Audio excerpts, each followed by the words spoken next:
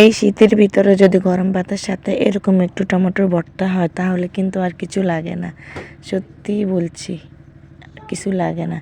টমেটোগুলোকে আমি এই যে 4 মাস চিলে তুলে দিলাম।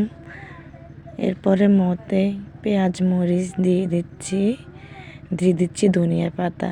শীতের এই সবজিগুলো যদি খাওয়া হয় গরম ভাতের সাথে তাহলে অন্য কোনো তরকারি প্রয়োজন হয় না। 2 মিনিটের ভিতরে আমি ভর্তাটা বানিয়ে ফেললাম।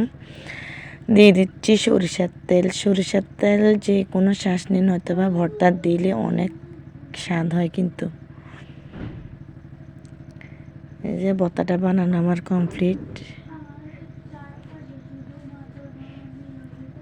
গরম ভাতের সাথে যদি এরকম চাটনি নয়তো বা ভর্তা বানানো হয় তাহলে কিন্তু গরম ভাত 1 প্লেটে অনায়াসে খাওয়া যাবে। এই যে দেখেন ভর্তার ফাইনাল লুক আমার।